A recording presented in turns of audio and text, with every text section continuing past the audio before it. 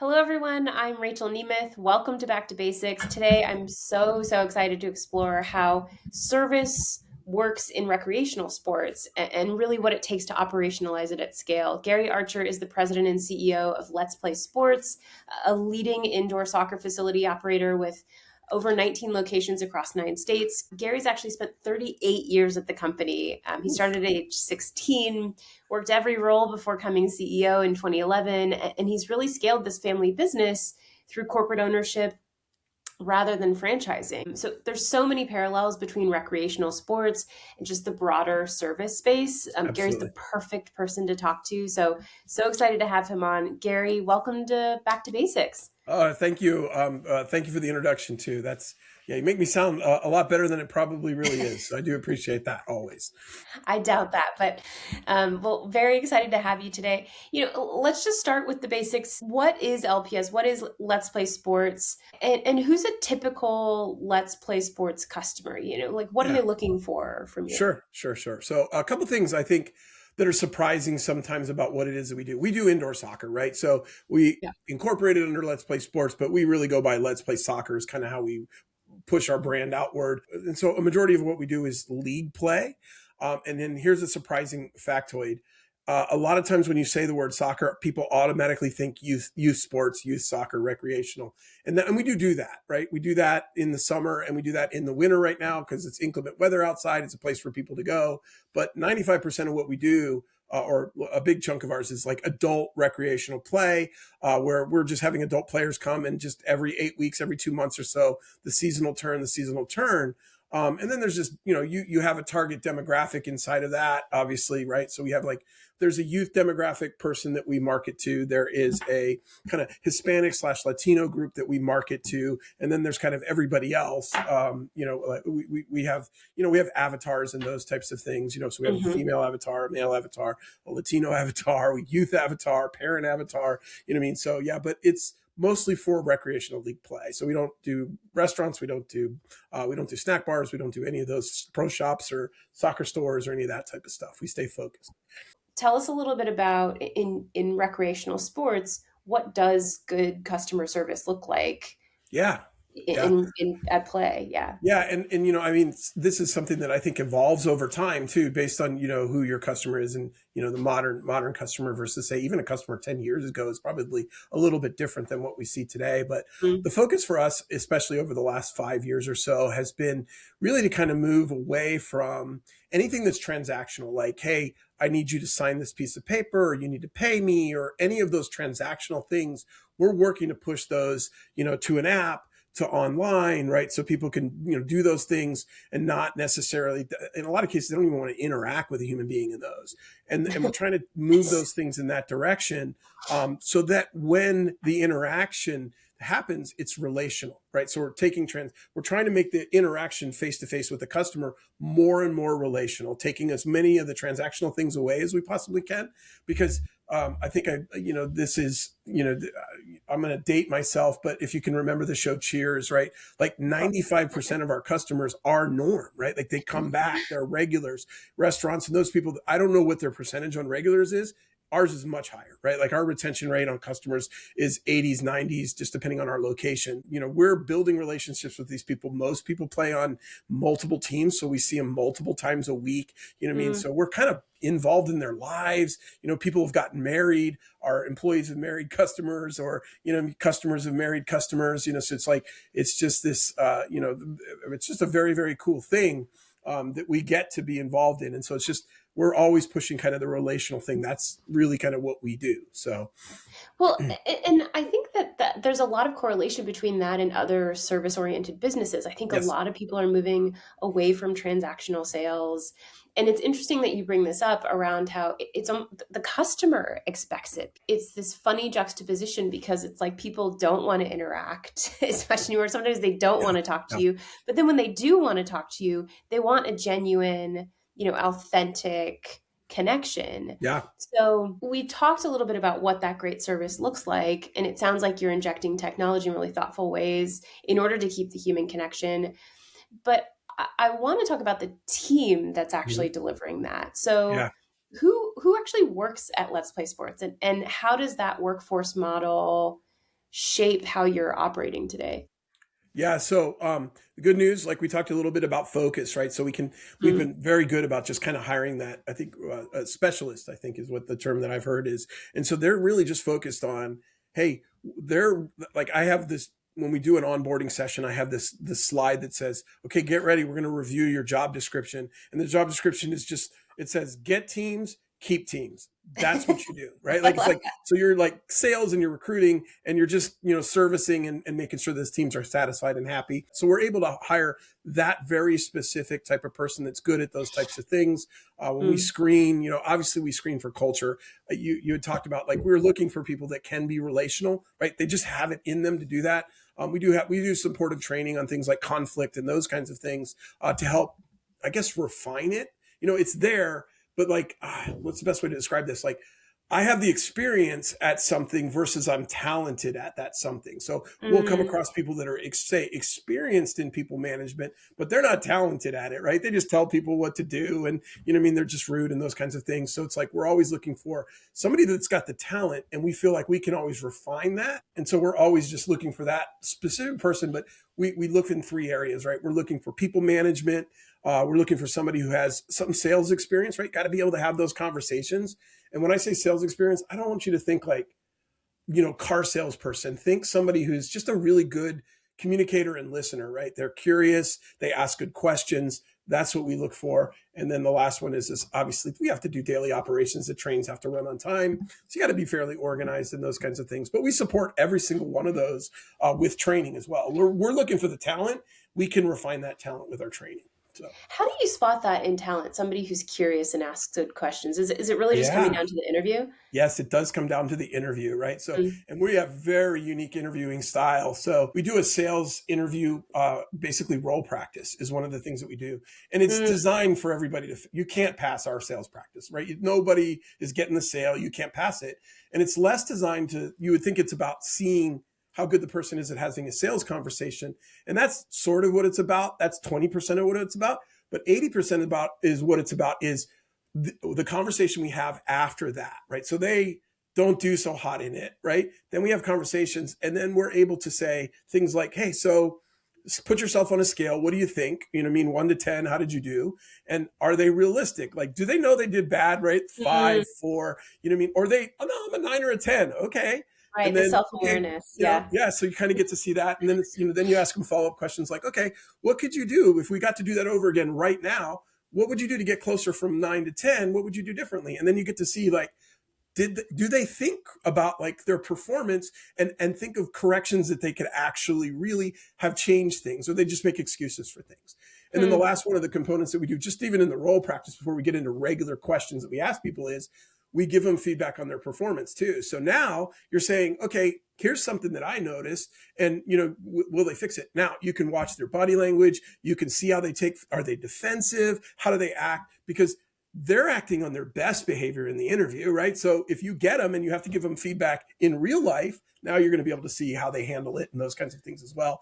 And so that it's been very revealing, but that's, how we discern, right, is a lot through the interview. And then just, and then do they ask us, how good are the questions that they ask us? Is it about Mm, what are my benefits? When do I get time off? Is it about, hey, what is serving me? Or is it about what are the tools I have to be able to better serve others, right? Those are people I love. I love people that are like, when people give us feedback and things like that, even we do reviews and things inside the company, I can always tell the A players from the C and B and C and D players, because the A players ask for things that help them do their job and serve the customer better.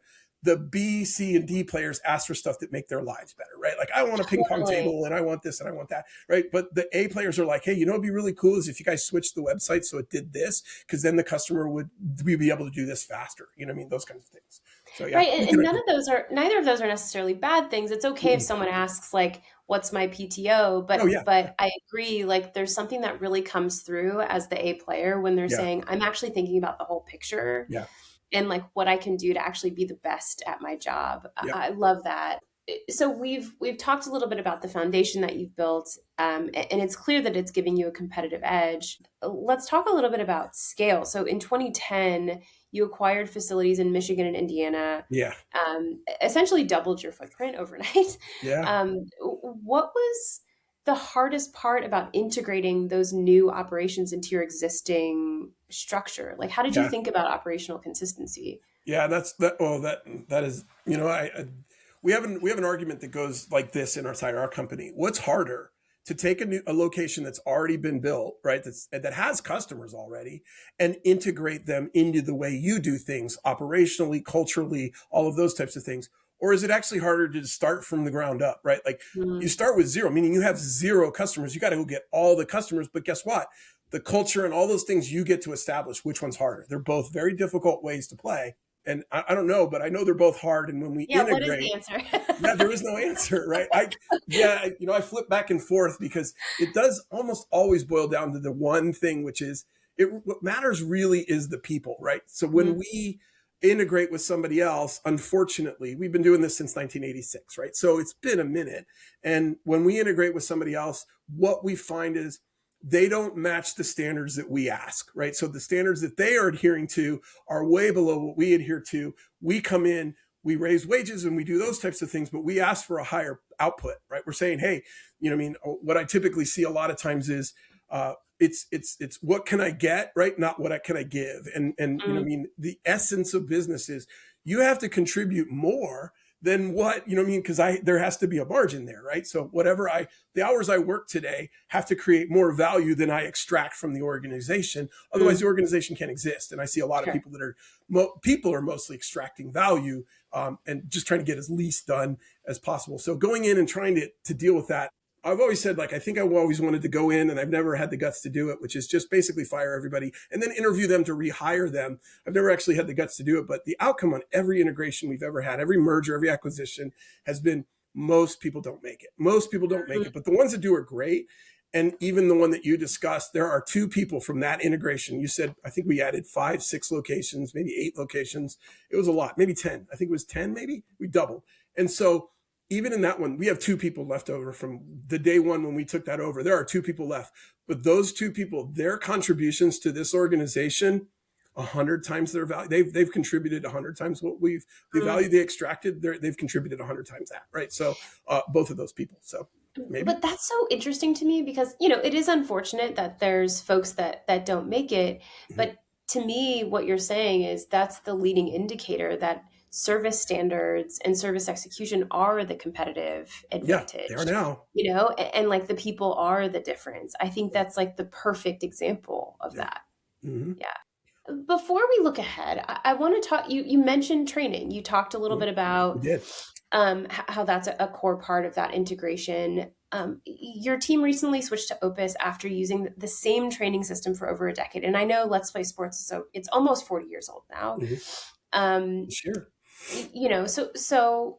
in a brand that established, I'm sure that there are a lot of established systems. What finally made you say, when your team came to you and said, "Hey, we think we need this," We what switched finally over. made you convinced that like we can't keep doing training the same way we've been Yeah. doing? So I think, like, it's interesting to be in an organization that is 40 years old. I know I've been around people that have organizations that are older than mine, but you think about things like we existed before there was internet. Like, Mm, we did our jobs and we did everything. There was no internet. Like in '86, we didn't have internet. We just did our jobs, right? We did things on. We did. That's the first time I ever ran into a computer, was working for this company. You know what I mean? It's like I ran into this before I ran into it in school. Those kinds of things. So it's like things kind of evolve over time, right? And I think that's where this came from. Was is we had I think the way that they term it in the industry is learning management software. LMS is what I think it's called, right? So we yeah. had a generic LMS, maybe like when LMS were first invented, right? And it was like, it was something, and then it kind of, somebody bought it and somebody bought it and somebody bought it. But I think it was driven by we have one of the things in our 10-year vision that says we want to have the technology that meets our employees' customers' needs and desires, right? So what technology do they want to use? And Opus met that, right? My Mm, people want to work on their phones. Like, they want to do everything on the phone. So if they have to sit down in front of a computer with a screen, that's annoying to them, right? They just don't want to mm, do that. And so I think Opus has a really good, that was the kicker for us, is it's such a good experience that they, going through it through the phone, that made the difference. Because I don't even think our old LMS had, probably didn't even have an app. I'm pretty sure it didn't have an app, right? So it's like, that's like somebody in the 90s or late 2000s, early 2000s is like, oh yeah, no, this is great. But no, not the current employee. That's not what they want. They don't want to sit in front of a screen. They want to be able to do it on their phone. And so that Mm, was a huge chunk, right? And then, one of the things that we believe in our organization, because of, we come from sports, right, is if you can't practice it, you can't learn it, right? You can't practice, you can't learn. There is so much training that is just kind of a knowledge dump. And there's great training out there. There's just really good things, but there's nothing to say, okay, now you have the knowledge, practice, right? There's no accountability for practice. And so I think the software has that in it as well. That's what we liked about it is, hey, okay, we believe in practice. We are an organization of sports. You get better. Like, practice is a thing. You know what I mean? So it's like, we believe in practice. We don't train on anything we can't practice. And so it helped us, it enabled us to do that. The other systems, I haven't even seen that in any other system, frankly, where you can, set it up so that there are, opportunities to kind of practice what you learned. So otherwise you just learn it. And if it doesn't come up, you don't use it, and you just don't do it. So yeah, and like that's always kind of boggled my mind too. And I love your philosophy around like we don't teach it unless you can practice it. I that's think right. Yeah. it's so simple, but it's so obvious because the purpose of training at work in particular is behavior change. Mm-hmm. And so That's you right. have to be able to demonstrate that behavior. But there's different kinds of learning. There's learning for pleasure, but this is learning for work. So I can appreciate that priority that you put on it. We're seeing that more and more across every service industry where training is becoming a company-wide goal, a company-wide initiative. I feel like 20, 30 years ago, it was always like an HR goal. It Oh was, yeah. here's Yeah. like, we need to stay compliant. But it's interesting how that's really changed in our market where you have to stay more competitive. Service is the competitive advantage. And in order to deliver great service, you just need to build that muscle with your team. So it's interesting. And I think also not unique from what I think we're seeing that shift with other businesses No, today. true. But the kind of simple reality is that not every business is doing it. I think there's very few Whoa, businesses yeah. that are doing it. I would make an argument in most cases it's gotten a lot worse, right? Like, we're on the Yeah, downswing. And I yeah, think, like, man, if we could go back to service levels that we got in the 1950s, you would be a rock star right now. Because yeah, I remember yeah. watching like old kickbacks to 19, they'd come out and like wash your car and do your windows and pump your tire with air and put gas in the car. And I'm like, what? You know what I mean? And now it's like somebody's on their phone. You can't even get their attention, right? Like, what I mean? I can't tell you how many times most of my experiences nowadays are kind of disappointments, what I mean? And Mm, there are a few, and then it makes the bright stars even brighter. That's why I mm, like it, right? Like, what I mean? Because of the environment that we're in, man, dude, what is it? What's the saying?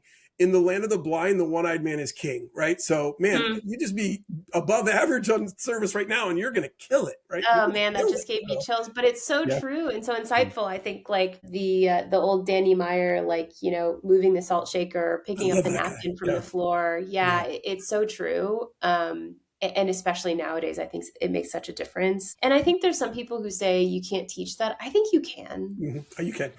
Yeah, you can't teach EQ, right? Like Yeah. people are going to have that emotional or empathy quotient, or they're not. But you can teach somebody what it means to deliver like subtle acts of Yeah. service Yeah. and give your team permission to do that. Yep. I 100% can't disagree with that at all. I totally Mm, agree. I think, like, it's back to that thing. Like, I was a good soccer player. I wasn't a great soccer player, right? So I got a college scholarship and those types of things. So there's a level at which my talent can take me, but my work and all of those types of things got me that scholarship, right? Like, so I can work at it and I can achieve a certain level. Talent matters, right? Like, yeah. there's Lionel Messi is arguably one of the best players in the world for a reason. He's got a talent, right?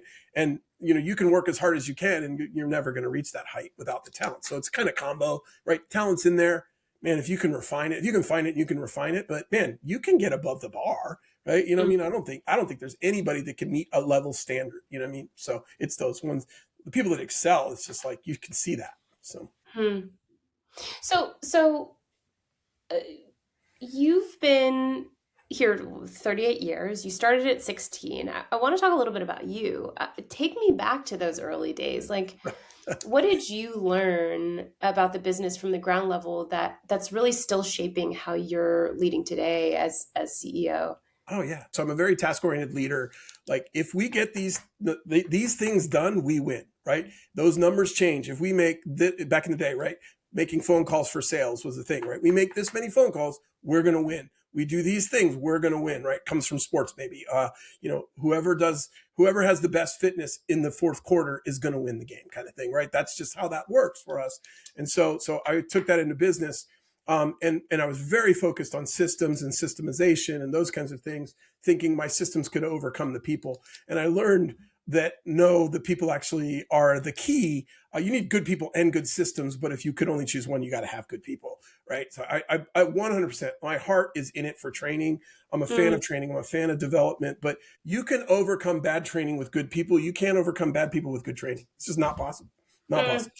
Well, and you essentially had to grow as a leader on the job Yeah. while growing the business. Yeah. What are, and frankly, like I think that was very much my experience too. Yeah. I had never been a CEO before, and you're like, well, I've been a manager, Let's and go. so Yeah.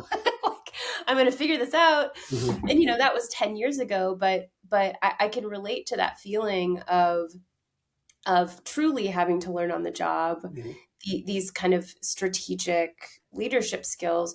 What are one or two things that really had made an outsized impact on your leadership style and your abilities throughout the years? Was it Oh someone gosh. or was it something? Yeah, definitely it was a something, right? So, Mm, I lived 30 years of my life where I was not a believer in God. And now ever since when I turned like 29 or 30, I became a believer. And, not trying to throw the Bible around or beat anybody over the head with the Bible, but man, Jesus Christ himself, great leader, right? Just great leader. So like if we can aspire to, he's the originator of others first, right? Like this concept of servant leadership and these types of things. That's all from there, So I think that was the genesis of how important relationships really are.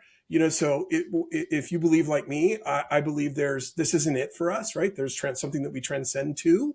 mm, There's a heaven and those types of things, and there's going to be restoration of the planet, all of those things. But not to get theological, but I guess the point there is I made a quick connection between there's a saying like you can't take it with you, right? You can't take it with you. But if you believe like I believe, there are some things you can take with you. And one of the main things you can take with you are relationships. Like I mm, believe people that believe like me, I'm going to see them. You know what I mean? And so I believe I'm going to see my wife. I believe that. And so what are you willing to burn? What are you willing to give up in order to preserve a relationship? Really became the mm, question that I was like, oh, not money, right? Because I can't take that with me. I'm not going to keep money. And so, I mean, it really made a huge shift in my life as far as prioritization of relationships over, just other things. So there's things where it's like, mm.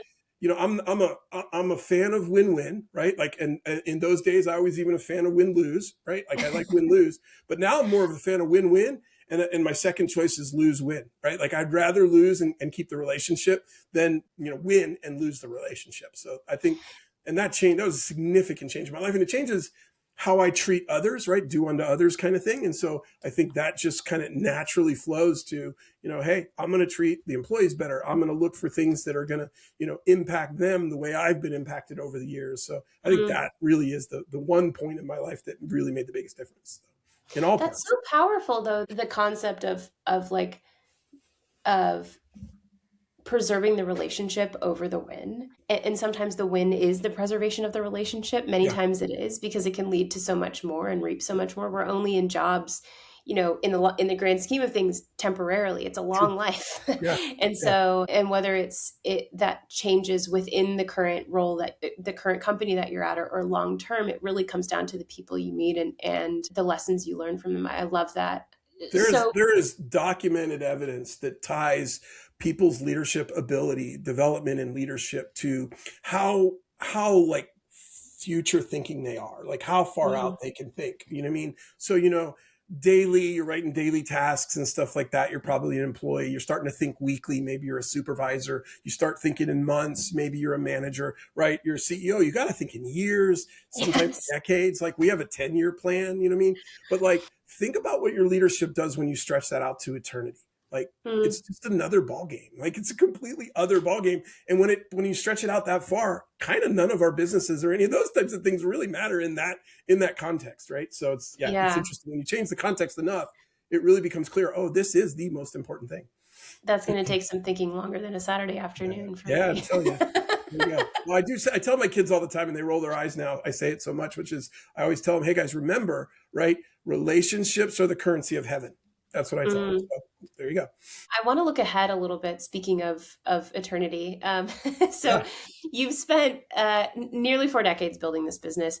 What's the leadership challenge that you're most focused on solving in the next chapter of Let's Play Sports? Whether it's something you're thinking about as a leader or just as your emerging leaders within. Yeah, I think you always, as a leader, no matter where you are in that process, right, you need to really be always on the mindset of, what does succession look like, right? Like you can't not have succession on your mind. So which is another driver for what are we doing developing the people beneath us, right? Like, so we just, I mean, we didn't hit some numbers this our first winter season. We're back on track now, but, so we had to talk about cuts. And in that meeting, like, we made real arguments for cutting things like some of the development stuff, but we held back. We're just like, no, that is short-term thinking, right? Like we are where we are today because of the investments that we've made in our people, and we're going to continue to bet on them moving forward, right? So I think that you always have to have that going on. I know so many people, we're in an industry where there's a lot of single operators, mom and pops, and those types of things. Some of Yeah. them are very, very sophisticated, and they can be bought up in those types of things, but like their exit strategy is find somebody that wants to buy an indoor soccer facility, but they haven't really built the infrastructure to, operate it without them. That becomes very Mm. problematic, So yeah, so I see a lot of people they're waking up and they're 65 and they're like, I have this soccer business and I don't really have anybody I could sell it to, and I don't really have anybody that can take it over. You know what I mean? Mm. And that to me, that's the future. I'm 52 now. I don't ever want to, I don't want to stop working. Like I enjoy working. I want to maybe do different types of work. But yeah, I think that's the leadership thing for me is some people call that legacy. I think that's a weird word, but I mean, it's who are the next future leaders of this organization? What can I be doing to prepare them for things that I had to experience or things I'm not going to be able to, right? I can't Mm. predict what they're going to have to deal with. I have to give them the tools to be able to, hey, I'm giving you, here's how you solve problems training, not here's the solution to this particular problem, right? Like, no, we need to think about how we approach problems, how we solve problems, how we break them down. Because I mean, making decisions is, I think, a huge chunk of what we do. So I think that's a Sure. big Sure. area of how do we get wise counsel? How do we see it from different sides? How do we not get emotionally attached to a decision or those types of things? Like, how do we do all of those types of things? And it's back to practice, right? We get in meetings, we make hard decisions, we have hard conversations, we hurt each other's feelings, we apologize, we learn all of these types of things so that when they're ready to take over, they have that built in where they're making decisions as a team, not as an individual. And I think that's a big chunk of really where my focus is right now. Well, Like and I it don't sounds really like a do lot. much other You're than that. kind of making the transition into a mentor a bit. Yes, yes, I totally agree. That would be the Yeah. case. Yes, that would Mm. absolutely be the case. I can't remember what the name of the book was, but I read a book and it said something like, "There's a point in which your brain kind of switches over and the knowledge becomes kind of crystallized." So like they were talking about Einstein as an example in the book. It's like all of those really cool ideas that he had those when he was younger, when your brain's more pliable and those kinds of things. As you get older, he was mostly teaching and doing those types of things, refining what he already did. He never came up with any really big ideas like EMC squared later in life. Like he just kind of verified and helped others and that kind of thing. Mm. So that was kind of the argument. They give a lot of examples around that, which is like you have this crystallized knowledge. It's better you become more of a mentor slash teacher than you are like, hey, I'm coming up with the ideas. I'm trying to slay the world and all those types of things. So yeah, I Hmm. think that's a lot of where I want to spend my time. Sure. Yeah. Yeah. And I it's love fun. that. And that's a really fun Yeah, job, and by the it's way. so So rewarding. yeah, Yeah. that's way more fun than, putting out fires and daily operations type stuff. Well, Gary, it's been such a pleasure talking with you. I want to end with everyone's favorite Oh yeah. part of this podcast, the lightning round. The drill is I'm going to ask you a couple of questions. Try to answer as quickly as you can. No need Sure. for justification. Just let the mystery Let it happen. emit Okay. into the ether and let listeners decide. So let's get started. So, question number one: what was your first job aside from Let's Play Sports? I sand and stained cabinets with a bunch of ex-cons, right? When I was 16 years old, right? So like Wow. that's when I realized like I don't want to do this. So There you That's a big shift. go. So, what's a sports trend that you're completely over? Yeah, I'm completely over going for it on fourth down in the NFL. I'm so over that, right? Like, let's not do that anymore. So, And then my other favorite question to ask is, what's a food trend that you're completely over? oh man. Yeah, I think it's what is it? Delivery, right? Everything delivery, right? It's so expensive. It's just, Yeah, yeah, yeah. so. What's the last book you read or podcast you listened to? You know what? I was just finishing up. You got to go back to some of the original type stuff, and so I was doing strategic thinking by oh gosh, I can't remember his name. He basically wrote the book on strategies from Oh, Harvard. interesting. Potter Yeah, or Cotter or one of those guys, man. It's just an amazing book. You got to just reread that. So it's I'm called in that right Strategic now. Thinking. That's exactly right. Yep, Okay, that's it. all right. Yep, there The you go. OG, yeah. Hmm. Um, what skill, Gary, are you going back to basics on personally right now?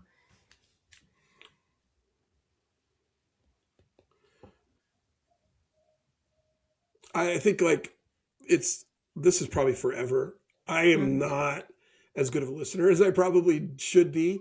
And mm, so I'm always trying to work on how do I become a better listener? How am I more curious? How can I ask better questions as opposed to, just I have this overwhelming desire to give my opinion, right? Like, you know what I mean? So it's like I just have to rein that in and, that advice thing and really kind of listen and do that. So that's mm. definitely a skill that is going to help me, especially too when we're with what I said. So Yeah, yeah, that's powerful. Last question. If you could give your 25-year-old self one, or I guess let's say 16, since that's when you started there. wow. If you could give your 16-year-old self one piece of advice, what would it be? Yeah, I mean, other than hey, God's a real thing, and you should look into that sooner. That's probably one of my biggest regrets. But like if you said business wise, yeah, it's not about the tasks. It's about the people, right? Invest in the Mm, people, not the tasks. Tasks will get done. Invest in the people. So, mm. Awesome. Gary, such a pleasure to talk to you. Thank you so much for your time oh yeah, today no and worries. sharing your wisdom. All right, no, I appreciate it. Awesome.